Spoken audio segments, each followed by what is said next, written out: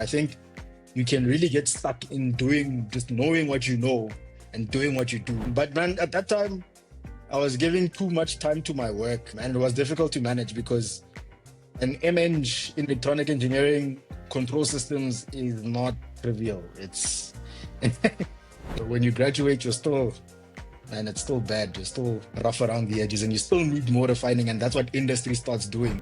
Consulting we speak a different language there. They trusted that I knew what I was doing, even at times where I didn't know what I was doing. So, man, in the first year, there was a lot of late nights, not sleeping, trying to figure out how things work. I want to be the best engineer in my department. I'll do what needs to be done to achieve that, right? Hello and welcome to another episode of the Real Industry Engineers podcast, where I get to talk to real engineers in the field doing the work. And I'm really excited today to be bringing you a conversation I had with Kgololosego Kototsi, who is a lead control systems engineer at Yokogawa and a global leader in industrial automation and a registered professional engineer with the Engineering Council of South Africa, or ECSA. So I actually go way back with KG. We actually studied together back at the University of Pretoria, or TUX. And this is a really great conversation where we go into our career journey and how things have been going so far. So enjoy. Well, I guess we can start. Thank you so much for jumping on. It's been a long time. Started with KG back at the University of Pretoria I think we graduated together in 2017. I think finished 2016. So I'm really excited to catch up after a really, really long time. Thank you for having me, man. I think very thankful for this opportunity to chat with you, chop it up after 8 years, man. And I remember we used to be in the trenches together there, doing those comms projects. So, yeah, fun time. I guess I'll just start off by asking how things are going in engineering. A question I always like asking people I studied with is, back in uni, we had a perception of what industry is going to be like. And now that we've been working for, I don't know, maybe a good 8-9 years, do you really feel like tax prepared you for industry, or you're like, give me my money, I want a refund? No, so it's been going good. 8.5 years in the game now, close to 9. I think the most important thing is, especially coming back to the tax question and how it prepared me for industry. I would say that I think tax really taught me how to think more than anything. It taught me how to look at something, digest it, think up a solution, or really process my thoughts to get to an end result, right? And I think that's priceless. I might not be using OFDM anymore, or all the other funny stuff that we learned. But in learning all of those things, I've managed to basically come up with a framework to say, this is how I look at something, this is how I approach something, and this is how I can get to an end result. So I definitely don't want my money back, because I don't think I would have been able to package my raw talent into the finished product that walked out of Tax's doors. And even then, I wasn't really a finished product. When you graduate, you're still, man, it's still bad. You're still rough around the edges and you still need more refining. And that's what industry starts doing, is that things aren't as cut and dried as it is in the textbook, or with whatever small lab problem you have. There's just a lot of inputs to a problem. There's a lot of dependencies, and that's where industry now starts coming at you and taking apart what you thought you know. But if you go back to the fundamental, which is to know how to think, then things get better, I think, with time. Ah, that's beautiful, man. And I think I've had sort of the same experience. You know, when you, I think I think when you start off in industry, you get a bit of a shock because Yeah. things are tax is quite a controlled environment. You know, you Yes. go in, Yes. like even those practicals, you know, the Yeah. outcome is known. You know, the problem is well thought of, but in real life, you know, things are quite random. They're quite complex. You know, there are a lot of dependencies, as you said, and there are a lot of other factors. I think one for me was standards, right? So Yeah. I walked into industry and I'm hearing all these engineering standards and I'm like, what the Yeah. heck? Like someone could have given me like a heads up, like there are all these standards that I need to now Mm. read and learn. So of course I think it's the challenge we have is, you know, in uni they just have a really short time to get you ready. You know, so they try to get your fundamentals in place, and then the hope is later on when you start, you know, when you start working, things will sort of come together. Now that's good to hear. Well, I'll probably take a step back and to maybe before uni, how or like why engineering, you know, what got you interested into engineering and why not accounting or medicine or something Mm. like that? How did you, you know, come to be like engineering is what I think I want to try out engineering. Mm. I think for me, um, I think STEM was always going to be what I was going to go into because I had a natural affinity for maths and science. So I did quite well at school in general. I think I was well-rounded, but I liked the sciences and the mathematics subjects quite a bit extensively. So Yep. I think starting from high school, when I started high school, I didn't really know I was going to do engineering. I don't have the kind of story where Mm. I'll say that, yo, they used to buy me cars and I used to pick them apart. And I don't have that kind of story because Yeah. I wasn't really a hands-on person anyways. I just really knew how to Gotcha. study and understand things. But when I started high school, there was a lot now. They start with these career things, is picking subjects, and then you start having to Mm. think about what it is you're going to do. I had an influence from my sister. She used to do geography, so at first, like, I really liked geography and, well, with the maths and the science, but then that fizzled out, and then I enjoyed accounting when I took accounting. I think what really jolted the engineering thing, I attended a junior Taki camp. So Tucks used to hold these camps for grade 11s, Oh, and okay. yeah, so you'd go for a week, and then during that week, they take you. It was more focused on the maths and science kids, anyways. So they'd have classes for maths and Mm. science. They'd have some career talks, and I think during that trip is where the whole engineering thing really started to spark. That look, your Yep. your talent in mathematics and science could be better utilized in the engineering field. Um, and Mm. now for the choice of coming to electronic engineering, when Yep. the when it hit me that engineering is like what I really want to do, I could only just think of Yep. one of them. So naturally you hear about mechanical. I think mechanical is the most popular when you're young. Like, it's mechanical, they fix cars. Yeah. Electrical Yeah. engineers, they work at Eskom. So when I Yeah. started looking into it, I was like, man, I'm interested in the reason why cell phones work actually, and Mm. how do we get like the network connection, and how does the laptop work, and how do Yep. satellites work? And at the core of every technology is a green circuit board, an Yep. integrated circuit in there.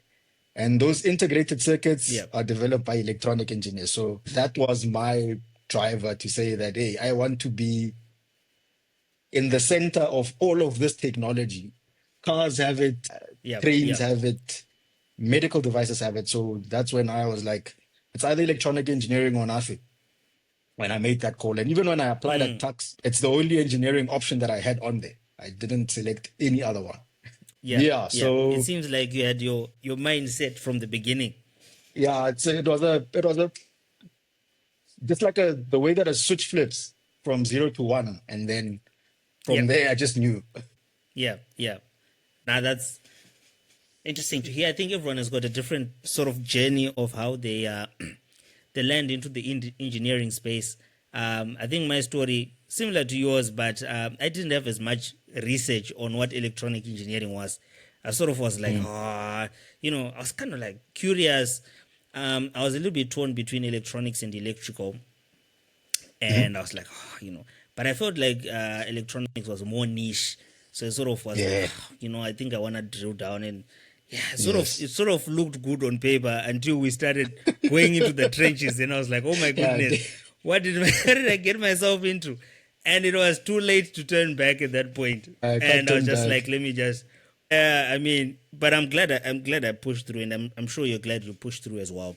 Mm. And Mm. well, I guess one other question I have is how did you find uni in general? And this is probably the reason I asked this is that there are also maybe kids out there who are also thinking about doing engineering, and Mm. it's always good to have someone who's sort of gone through the uni, who's on the other side. Mm. How did you find Yeah. that journey in general?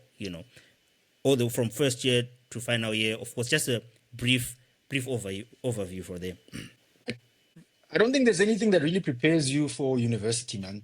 You can come out there Mm, of high school being like a top learner with 7 distinctions, and you get yeah, there and it's it's a whole nother beast. yeah. I think university for me, I don't think I've ever learned as much as I learned in that period of 4 years. That period of 4 years is where I did the most learning ever. Like, and I mean, Yep, we've yep. been in school. When you get there, you've been in school for 12 years. But in those last 4 years, like, Mm, that's when you learn the most. So I yep. think the important thing, especially for university, as much as challenging as it is, it's very enjoyable. I think if you're passionate about what Mm, you've chosen, if you're passionate about what you've chosen and you genuinely enjoy it, then it's a pain, but it's an enjoyable one. Because at the end of yeah. the day, when you look at what you've learned and what you know, like I said, it becomes priceless. The important thing, Mm, though, I think, in the university makeup is, man, networking is like having a group of people, having a circle, or just networking in general yep. is what got most of us out of there unscathed, because we had a network of people that Yeah, yeah. we chat to. Like, we used to work together on some stuff. You can't go through it alone. That's Yeah, one yeah. thing I'll say, that you cannot go through it alone. I don't think there's anyone that goes through that journey alone and gets out of there sane. So Yeah. yeah, having a Yep. having a proper network is key. But in general, it's a very interesting, part of your life where you're not in school anymore. You can decide when you go to class. You can plan your Yep. own day. Yeah, it's a whole different experience, but it's a good one, and it's very worth it, and it's very fulfilling. Especially if you've chosen something that you're passionate about. Yeah, now that's awesome, man. And I think you hit on a really good point around networking. I mean, I don't know about other programs, but with engineering, when things get tough, man, you need to find people. There comes a time, Yeah, like you you need might even people. try to do this thing by yourself, but there comes a time where you're like, man, I've got no Mm, idea what's going on here. I need to find out what's going on. mm. And I think it's a really important skill, especially for the day and age we're in now. They say your network is your net worth. And I think that's 100% Yes. correct. The people you surround yourself with, even in industry, they open opportunities. It's all about who you know at the end of the day. And it's not like in a shady way. It's actually, getting yourself out there, talking to people, meeting up with people, that sort of thing. And I think it's something that we sometimes leave at uni, we don't carry out, but I think it's really, really important. Well, maybe talk us through how your career has been, some of the opportunities you've had since, have you been working at the same place? Have you been working in different places? Some of the roles that you've managed to take up until now, Mm. sort of that post uni part. Okay, so just for yeah, additional context to start it off.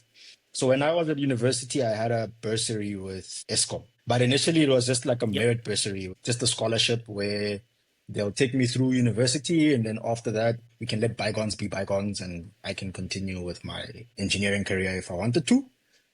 But come fourth year, I started to worry about employment opportunities. So then what I did was then I asked Eskom if I could convert it from a merit bursary into a contractual bursary so that they could absorb me as an Gotcha. engineer in training. So I did the interview again. Don't know why they wanted to interview us, but they did the interview, and then I got my Yep. bursary converted to a contractual one.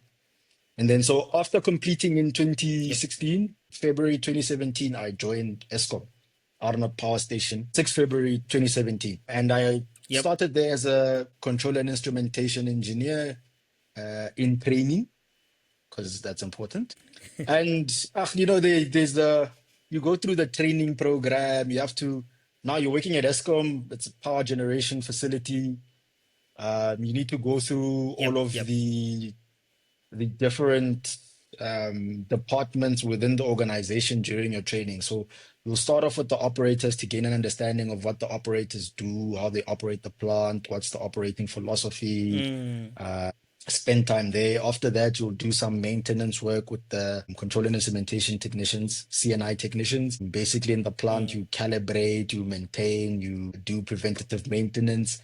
And then after that, you move on to the engineering department. So Yep. the whole philosophy with that training is that you can't engineer solutions if you don't really understand operations and maintenance. So they trust that you've Yep. learned engineering in university. So that's why when they start off with you, they start you off as an operator. You're there with the operators and you're writing Gotcha. the same tests that the operators write before they get appointed, and just to learn the process, how the Yep. process works coal, from coal milling into the boiler, steam generation, turbine control, condensation, and the whole process. So I spent Yep. 18 months there. So yeah, I was part of that, basically part of that process, basically learning. It was just Yep. learning. There's a bit of arrogance when you come out of university that, man, like I have this engineering degree and I'm here doing operations. And I trust it's natural because with all the five of us that joined that year, we all felt the same. It's like, we just want to get into Yeah. the Yeah. engineering. We want to go to the engineering department. Like, this is wasting time. Yeah. But I think in hindsight, Yep. I always rationalize it that, just like I mentioned now, that you can't engineer without understanding operations and maintenance. Yeah, man, I spent 18 months there. Eskom was going through some things at the time, so they weren't absorbing people permanently. So all of the verses that they had, Yep. they were releasing. So this is 2018. Now in June, we get called to a meeting and they were like, guys, if you have an engineering degree, a diploma, we're going to release you guys. We're going to keep the operators in training, but you guys are going to have to make a Yep. plan. And for me, that just like, it shook my world, because at that time I'd already thought that, okay, I'm going to be here at Eskom and work into the CNI engineer position for the plant, and I already know this Yep. place. Like I've done the groundwork, like in the trenches there, and doing things that I didn't want to do in the beginning before understanding what it was for. And then it, Yeah. it felt Yeah. it felt Yeah. like 18 months lost, right? So yeah, people were starting to apply. They were like, it's fine. The work back period was actually 2 years for the bursary, but then they said, you know what, we Yep. can write it off. If you get a job now between your 18th months and the 24th month, we can just write off your debt. So then now everyone is scrambling. Everyone is looking for a job. It's like, yeah, now I'm applying, and Yeah. we're there applying, and I got Yeah. an opportunity with Yokogawa. Yokogawa is a Yep. international industrial automation company. I first got exposed to Yokogawa Yep. while I was at Eskom because we had some oxygen analyzers that were the Yokogawa brand. So one of my seniors Gotcha. at Eskom, he let me know of a vacancy that he knew about at Yokogawa. So I tried my luck. I got called in for an interview, and then yeah, they September the 3rd, 2018, I joined Yokogawa as a junior control systems engineer in the technical services division. Yep. Yeah, man, it's like it just felt like they're giving me a chance after all of this uncertainty for 3 months, applying for jobs and not sure if we're going to be jobless in February. It was so I got that opportunity at least. I Yeah. left Eskom, joined Yokogawa. Now Yokogawa is completely different. You're not in the SOE environment. Now you're working for OEM. You're not an end user anymore. Now you're an OEM. So Yeah. all of these Yeah. control systems solutions that you used to try to figure out or debug when you were the site engineer, now you become the person that starts writing Yep. all of that software. So then, yeah, Yeah. 2018 started at Yokogawa. Fortunate to meet a good team. Started out as a junior engineer, like I mentioned. Man, projects came. Now it's maneuvering. It's now maneuvering the life of an OEM, a vendor. Now there's Yep. traveling involved, meeting different clients and Yeah. liaising with different people, and it becomes a whole different thing. So then, Yep. yeah, I had a good couple of years there initially at Yokogawa. I got promoted then in 2020, in the heart of COVID, after a project that I did for Columbus Stainless Steel out in Middleburg. Um, yeah, I think that project is one of the like a keystone project in my career. I don't think I'll ever forget that one. Because of how it stretched me as an engineer. It stretched me. So then I Yep. got recognized for that one, got promoted to intermediate level. And then just pushed, man. I think the key thing for me was to always be the best version of myself or the best engineer that I could be. So I just kept pushing. 2022, I was promoted again to senior engineer. At the same time, during that Yep. same period, the same year, I got my ECSA registration. So I became a PRN as well. I had finished my reports. So I became a PRN as well. Yep. Yeah, and then from there, I spent a couple more years with Yokogawa, and then I parted Yep. ways and left for in 2023. I went to Accenture, and now it was a completely different way of doing business. I was in the consulting field now, and I was no longer doing pure industrial automation. Now it was more on the, if you look at the automation stack, now I'm sitting on a level higher than the Yeah. control layer. Now we're trying to look at cybersecurity. We're trying to look at data analytics and how we can Yep. leverage data that comes from our operational technology. And then I was involved in a Yep. project, a mine build project. There, spent about a year. And then things happened. I moved back to Yokogawa, where now I'm Yep. lead Yep. engineer. Where I'm now lead engineer. Yeah, back to doing the nitty-gritties on site again. Yeah, so that's basically it's basically a nutshell of how my career developed from 2017 to 2025. I've been back with Yokogawa for about a year and 2, 3 months now. It's been good. Geez, even just listening to that, I can see it has been quite a dynamic career, going through Mm, different roles, and I think it has been really good. I, especially like in automation, and we'll talk a little bit more around automation because I'm sort of in that field as well. mm. But it's quite interesting how you moved from the different, I guess, layers within. From I guess because when as you're talking about in Eskom, I can imagine that you guys were really on the, in the trenches, On really the using the instrument stuff. side. So I would imagine, for instance, but this is, yeah, you're the instrument side. So you're Mm, actually seeing, sensors, and you're seeing, mm, you're collecting data, and you're like, man, we're not getting this reading from this sensor. What's mm, going on? So is this the mm, cable? Is it this? So you're really on that mm. level, and it's interesting because in automation, we've got this thing, the automation hierarchy, where you go all the way up Yep. to MES, and that's sort of like, Yes. I feel like you've had that that full experience where you go on the different layers to see and have had the opportunity to work in the different roles. So it's quite interesting. And I also think, and I might be biased as a tax alumni as well, but I think tax sort of stretched us to be able to fit into sort of any sort of environment. Yeah, it's interesting and it's really exciting to hear. And it looks like the future for you looks quite bright. So I'm really excited to see. I'm always checking how people are going on LinkedIn, and I'm like, oh, geez, this is really exciting. And I always like touching base. So I've sort of been seeing those sort of moves that you've been making. So it's been really, really exciting to watch. Maybe I'll probably take you back to the time where you initially joined Yokogawa and how that transition was for you moving from, from the operator side to OEM. I think OEM have got really different processes and the way they do things is really different. I work for an OEM now and different kind of OEM, but you've got a lot of different. And Yokogawa is quite large. The way I know it, it's a global company. It's got. How was that sort of transition for you? I know Eskom is large as well, but how was that transition? How did you find it? What did you find it a bit intimidating? Because I mean, you hadn't been doing engineering for about a year and a half, and now you're coming in so different environment. How did you find that transition? Yeah. Yes.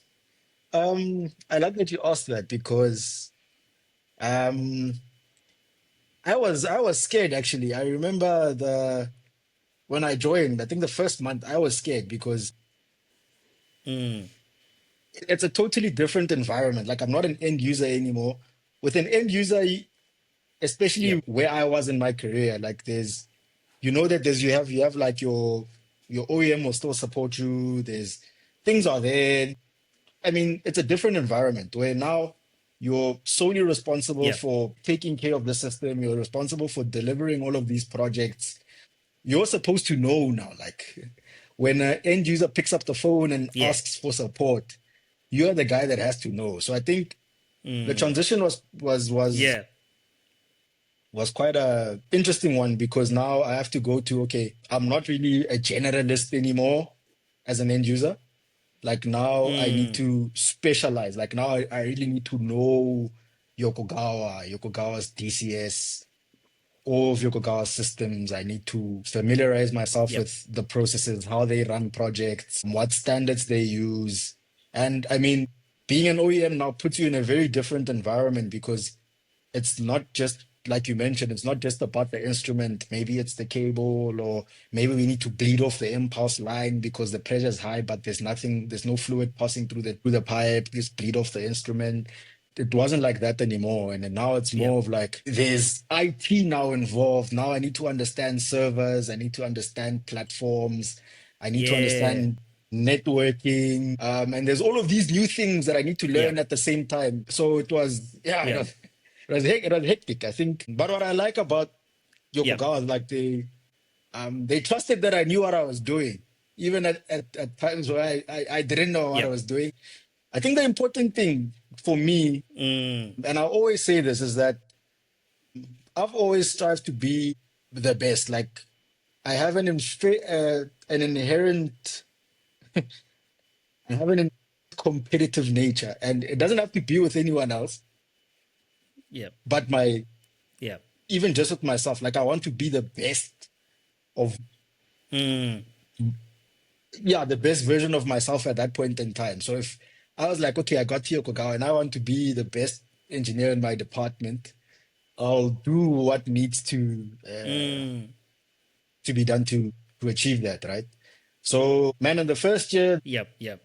there was a lot of late nights, not sleeping, trying to figure out Mm, how things work, spending nights inside manuals just to lay the yeah. foundation, get myself out of that end user thinking and put the OEM cap. Now I need to be a Yep. custodian for the product. When I put on my Mm, Yokogawa PPE, they look at me and they say, this guy knows this thing.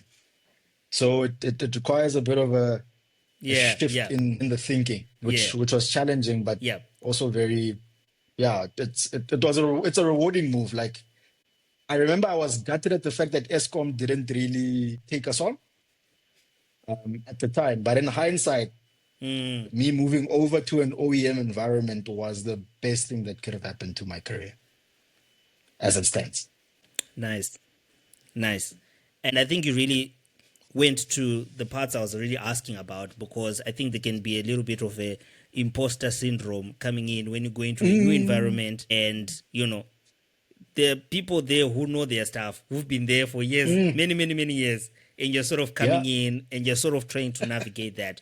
So, and I think you really took on the challenge. We're like, you know what, I'm gonna put my best foot forward, and I'm gonna study. And when you're on OEM side, you can't really escalate to anyone else. You are the guy, because the guys at the who are using the stuff have already done their fair share of troubleshooting, and they've already yes. tried to get things working to a certain extent. So by the time Mm, a problem comes to your desk, it's quite a mature problem, because a few people have had a crack at it and been mm, like, you know what, we don't know what to do, and then they've escalated it to you. So I think mm. it's one of those things where you really need to, yeah, go in. It reminds me of back in the day when we're doing our EMK and we're reading through Yeah, these data sheet, and you have to go into the details of registers and be like, no, you hey can't use man, this register because it does this, and this one is this big, yeah. and oh man, it's like really going into the details. And I really felt like Mm, you really stepped up into the challenge with that same sort of approach of, you know what, if I could figure out all those things. And I mm. guess we're not foreigners to late nights and getting things done. No, Sometimes you no, need to and really that's just get it done. and that's the thing, right? I mean, our training like Yeah. has already instilled certain things, and I'm a firm believer of like Mm. I can find it in the manual. So I'm always the guy, and it's always something I always Yeah. preach is like just guys, just read the manuals. If you read the Yes. manuals, It's something there. in there will it's there, it's in the manual. That's always been my Yeah. thing. Yeah. Nah, yeah, I think it's definitely, I share the same sentiment. It's always in the data sheet. It's always been in the data sheet from the It's always it's been just need there, to man. find it. And nah, yeah, just you just need to go looking. And I think when you start trying to make shortcuts, that's when things fall apart. Mm. It's just going line by line, just really going into the details. Yeah, that's great to hear, man. And well, I'll probably move a little bit away from that and into your masters. So you've decided to go back to tax to do a bit more further studies. What has sort of motivated you to do that? And maybe you can walk us through sort of what your master's is in, and how you came Mm. about that decision to be like, you know what, I need more, I'm gonna go back to school. Yeah. Yeah. So I actually went back for my honors in 2019 and 2020. I was with the control systems group Oh, with yep. Prof. Craig and Prof. Derek Leroux. Um, Yep. so I was focused more on process control at the time. Like I love process control with everything that's in me. So I was like, I'm going to do an honors on this. And yeah, I did that, Yep. 2 years done. I started my master's in process control still with Prof. Derek. But man, at that time, I was giving too much time to my work, and it was difficult to manage because an MEng in Mm, electronic engineering control systems is not trivial. It's hectic. yeah. So at that time, I had to make the decision. I was like, you know what? Is it doing this MEng, sacrificing a bit of work, or is pushing through the work? And I was like, at my current time in life, I need to just make sure that all Mm, my attention goes to the work. And then yeah, I never really completed that. But then last year, 2023, I then decided again. I'm like, you know what? I think I'm just a fan of learning in general. And my brain that time, I was at Accenture mm. in the consulting space, and now consulting we speak a different language there. It's more on strategy. Yeah. It's not just about let's get this thing to work, and when it works, then we maintain it. It's okay. It's more about like how does this technology start to enable data-driven decision making?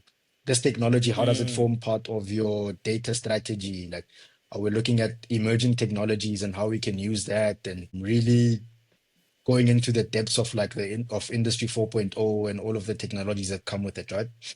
So then at that time, I had a yep. colleague of mine. He was also studying also at Tux. his master's, and he was like, you know what? I'm doing this program and whatnot. He was telling me about it, and I had seen it, and I was like, you know what? I'm gonna look at this thing, Mm. and I yeah went in with master of engineering in technology and innovation management. I think basically because I know that Yep. technology is an enabler, and Mm.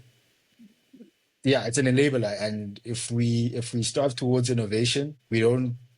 There's no limit to what the technology can enable from a business perspective. Yep. So I actually wanted to Yep. now start putting on my strategic and managerial hat, because once you cross the like 6, 7 year mark in your career, now Mm. you realize that the stuff that you're doing is fits into a much bigger picture than just getting a pump to run. Yep. Yep. So that's why I actually went with Mm. that. And Mm. Mm. yeah, it's been a good experience. My research currently, I'm looking at organizational readiness for business intelligence and analytics. So looking at how easy is it to adopt these technologies, but in the production and manufacturing industries. Mm. So I'm not straying away from what I know, because I mean, business Yep. intelligence is business intelligence and Mm. finance, business intelligence everywhere. But I'm trying to look at it from a production and manufacturing Yep. lens to say that production and manufacturing has its own problems, right? It has its own sort of like organizational challenges. And Mm. amidst all of those challenges, how easy is it to adopt this technology in this context? Yep. So yeah, it's been going good, man. Actually, my supervisor actually presented a paper that we wrote, just looking at Yep. the conceptual model for looking at the specific antecedents or factors that drive or enable the adoption of business intelligence in the context of South Africa. So he was in America Yep. the start of this month. So he presented that paper. I couldn't go, unfortunately. It Mm. would have been nice to present it myself, but as my Yep. supervisor and co-author, he presented it on my behalf. So it's been going good. And to actually publish before finishing my research is actually another feat. Yeah. Yeah. Yeah. I was gonna say that's huge, man. I think um, if tax is the tax that I know they're big on, research and publishing is such a big thing at tax, Mm. and I think you've done really well in that. It's not easy navigating studying and working at the same time. Mm. I take it you're of course doing your masters by research. Yeah, so it's half and half. It's coursework and there's a mini dissertation. So with the Graduate School of Management, Gotcha. yeah, that's how they divide it. Mm. It's half coursework and then half the mini dissertation. That's awesome, man. I was about to say because I think, especially when you're in industry, research is good, but I think it targets more academia sort of Mm. pathway, and I think having that coursework can just give you information. Sometimes they just give just like the good old days where they just tell you this is what's going on, here's the information. And I say this from, so when I was I think it was 2021. I did a master's in industrial automation. So what happened with me was I done, of course, electronic engineering at tax, and then I did my honor. So of course when we finished, we were all in the telecommunications group because everyone Hey, was like, let's man. do telecommunications Hey, so that we hey, can we pass. love And then everyone was like, we love let's just telecoms. let's go do comms. So we all went to do comms, right? And then I'm pretty sure none of us are working in comms now. But anyways, None of that was us. our strategy. So I did that, and I enjoyed it. I enjoyed it at the time. But then, of course, I got into industry, and then I wasn't in a plant. I was more like in machine control, right? So industrial machinery, which is totally interesting field, quite different. A lot of similar challenges, but different standards, different set of challenges, Mm. that sort of thing. So I walked in, I came in with my knowledge, finite state machines, yada yada yada, and I was like making machines move and stuff. So everything was working fine, but I was like, geez, I actually don't know what industrial automation is about. Like, I just want to Mm. understand the field Mm. from a fundamental level, and then I did my master's in industrial automation, and that was really great because they just laid everything down from, okay, this is industrial automation, this is where it's going, and it was really great because it just gave me a good overview. Of course, when you're given a POC, you can just work it out, you know what I mean, but you want to really understand, like, even all the safety stuff, and just really understand which standards you need to be looking at, and really go to the fundamentals. So that was really, really great. So I was gonna say, I think the reason I'm bringing it up is, I think masters by coursework, with that I guess capstone thesis at the end, that research component, I think is a really great balance for if you're in industry, Yes, because you can just get information. Sometimes all you need is just information, and then research gives you those research skills. And of course, you're done your honors, so you are good at doing research in general. Because honors, you do all that. 'Cause I did my honors. I did my honors at tax as well. You've got all those 100%. weird modules you're doing, and you're doing all these literature reviews and weird things like that. So it really gets you, you know how to look for a good source and get good information, which is what you really want to do. You know how to write it up, but you don't want to spend your whole time just doing that. Sometimes you just want to just get more information onto yourself so that you can get things done in industry. So that's really great. I think the next question I would have for you around that would be, how have you seen yourself studying? How have you seen that impacting your work? Are you seeing, because I think there's this thing of, when you do, there's some guys who do like bachelor's, honors, masters, everything's like back to back to back to back to back, and then there are guys who like go into industry, and then they sort of see where their career is going, then they come back and do something that they really feel is relevant to where they're going. Have you started to see changes, or have you started to see impact of what you're studying, the work you're doing outside of work? Have you started to see that influencing? Of course, you're not yet done with your master's, I take it, but have you started to see things sort of shaping up because of the work you're doing? 100%. I think, like I mentioned, is that the nice thing about this masters is that it helps you, it gets you talking the language, that our solutions aren't just solutions for a single purpose. There's a bigger machine where all of these small cogs and sprockets fit into. And that bigger machine is the business. And Yep. when we are looking at how we're driving the business forward, there's a lot of us that are part of the puzzle pieces in driving the business forward, right? So I think what the masters has done Yep. for me is that it allows me to speak the language now. Like when I look at certain pieces of work that I do, I can now rationalize it to say that this is looking more at ESG. Like now, we're like, this is ESG work because we're trying to comply with minimum emission standards. This is actually ESG work that we're doing because a particular company's strategy is now aligned with ESG. And we know that ESGs are currently trending. So we're all Yep. looking Yep. at the environment, trying to be sustainable, and all of these small projects start springing up, and you realize what part you play in terms of driving the Yep. business strategy forward. So if it's ESGs, if it's technology enablement, if it's data-driven decision making, it helps. It, Yep. it has helped me now really be fully conversant with those themes and align my work to have certain discussions with clients to say, but now Yep. if we're trying to open up a data pipeline with all of this OT data that we have from the control system, maybe we should start looking at cybersecurity. If you guys Yep. are all of a sudden now hopping from your organization laptops through the IT network into the control system and we have no firewall there, that that essentially harms the business because now they can start harvesting your information. And I mean, it's all of the technical Yep. things that we already know, but just opening yourself up to look at it from a business perspective. I think you can really get stuck in doing just knowing what you know and doing what you do. Like I know how to get Yep. a plant up and running, and that's all I care about. But is the work I'm Yep. doing, is it sustainable? Apart from safety, obviously, as engineers, we'll always look at safety. Especially being a registered professional, you don't Yep. want to mess around with safety because now certain decisions you make you'll be liable for. But now we're looking at Yep. sustainability, we're looking at driving company strategy, technology strategies, data-driven decision making, and all of these sort of like high-level themes Mm. that weren't really visible to the Yep. naked eye for me.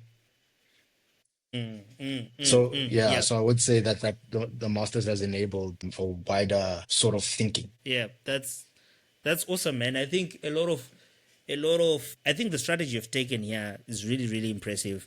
I think a lot of guys end up going for that, either for that MBA or masters in engineering management, to try Mm. get that high level view of which is, I think, is a good strategy as well. But I really like your approach because you've taken a unique approach which still leans into your technical strengths, right? While starting sort of to widen your borders a bit and sort of widen your scope to be like, okay, I'm now able to also consider these other things. So that's really, really exciting. I'm really so when are you finishing your masters? I submitted my draft report on the 10th of August. So I'm just waiting for feedback on Oh, that. And then after that, I'll submit my final report in October, and then yeah, it's done. nice, man. Yeah, we'll consider it done then because that's just the bulk of the work has been done already. So I'll I'll Yeah. I'll say congratulations on your masters, although it's not official. And Hey. yeah, it's always exciting to see. Well, it's always exciting to see things happening, and I think doing a masters at this stage, it's not really about the piece of paper at that stage. No. It's really about equipping yourself. I think undergrad is mainly about the piece of paper. You're just thinking, man, I just need to graduate. I just need something. But when you get to that sort of advanced stage in your career, you're also thinking about your impact.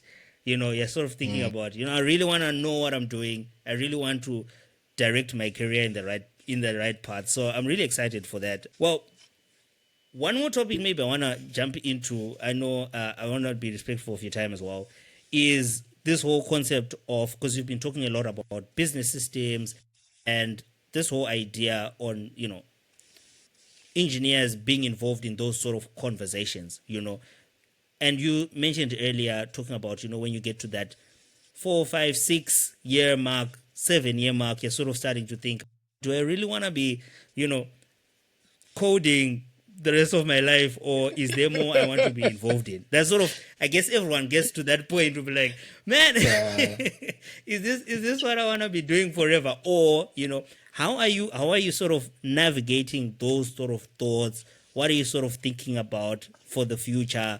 And there's nothing, I think I'll also preempt saying, there's nothing wrong with going drilling into the technical, because there's some guys who really go for the technical side of things, and it's really, really great. So I think my question coming up was, what are you thinking around that? Is that sort of where you want to head, or you're thinking more, let me drill into technical, I really want to know what's happening under the hood, and I want to keep going down with technical, which is, there's nothing wrong with that as well. There's no right answer. I think that's the thing. One Yeah. thing with career, right? There's no right answer, but I'm quite interested to see where your headspace is at, in terms of that.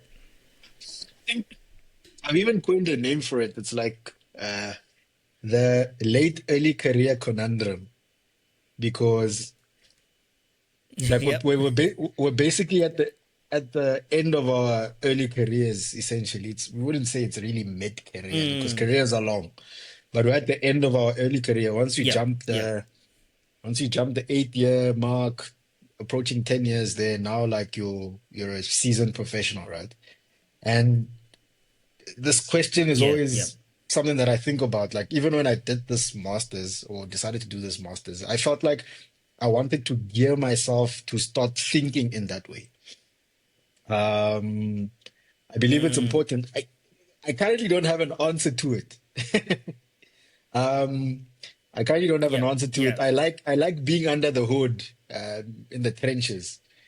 But at the Mm, same time, yep. the looking at everything from a holistic perspective and not just one central part.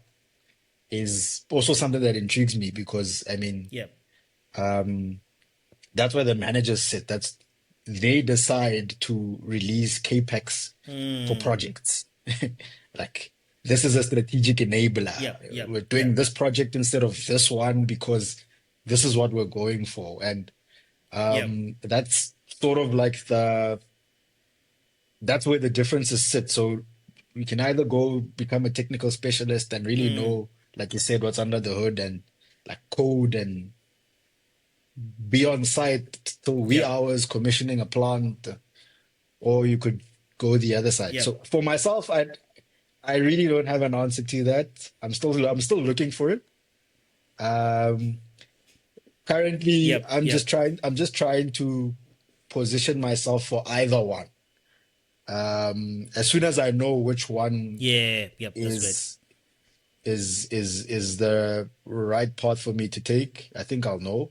But then I'd be Yep. well equipped with both Yep. because I have years of technical acumen and I've also Mm. done this master's that now gives me the business lens of everything.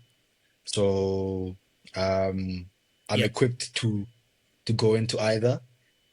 And then Yep. I believe in trying stuff out. Like you can try it out and look at engineering management or whatever. And if you don't like it, you Yeah. just go back to lead engineering again, which is also sort Yep. of Yep. like a bit like management because especially from where I sit in my department, I basically sit with the Mm. most senior people in the department, and when certain decisions or courses of action Yep. are being discussed, I am in those conversations, although I'll still have to be on site to go commission a boiler, for example. Yep. So Yep. yeah, I think Yeah. I'm Yep. currently Yep. liking the hybrid nature of what I'm doing because I get to see certain things from a management perspective, but also still do Yep. the fun stuff. Mm. That's I think that's a really great position to put yourself in. Because and also I think that that's a really great point in terms of trying things out. And I think a lot of people, they just don't try things out because Mm. they just have a certain perception to say, oh, this is what I want to do. This is what I've always wanted to do.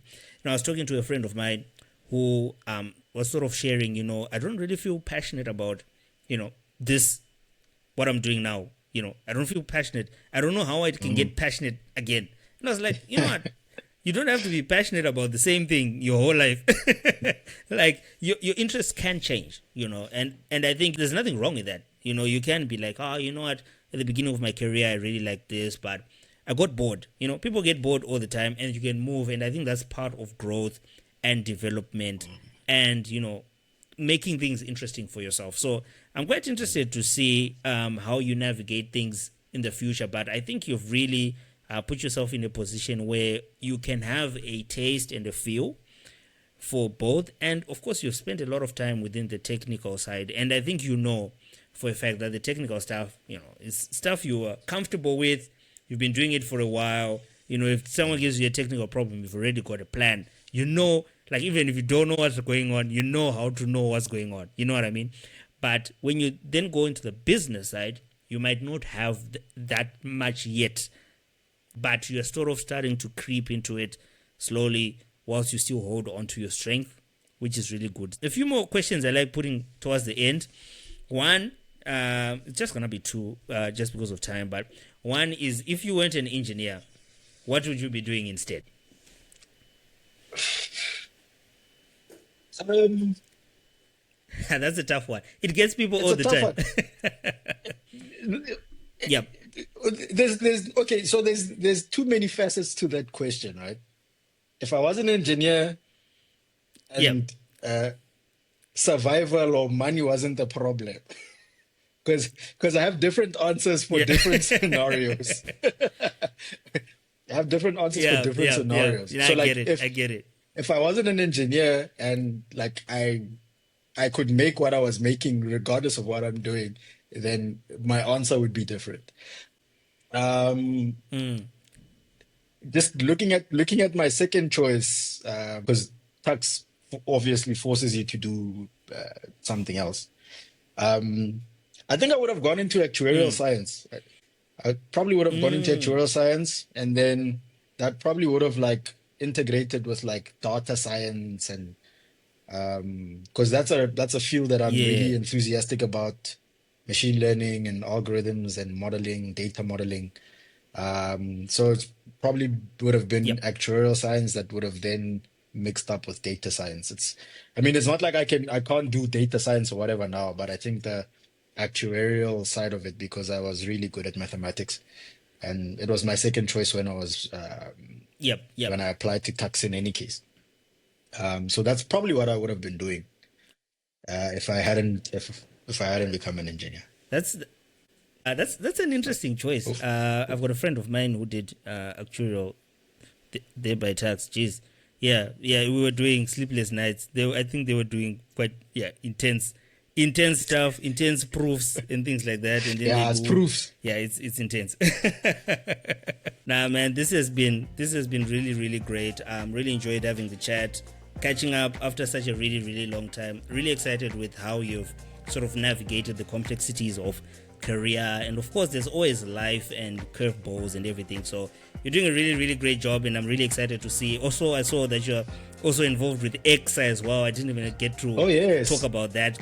Yeah, I'm probably gonna be probing you very soon for a part 2 to this interview as well. I think we've got a lot to cover, also because we also studied together, so we've got a really good history as well. But I won't hold you up for much longer. But finally, if people want to connect with you, if they've been excited by any of the stuff we'll be talking about, what's the best way to get in touch with you?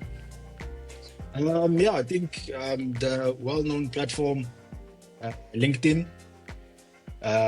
If you search my name, Kgololosego Kototsi, you'll find me. I respond to direct messages very quickly. I get them quite a bit. There's people asking for career advice, or yeah, there's always something in those direct messages, and I'm always open to help someone that has if someone has the confidence to ask. I'll always help, because I believe mentorship is important. And yeah, so you can find me on LinkedIn. I don't have a Twitter account there. Yep. LinkedIn.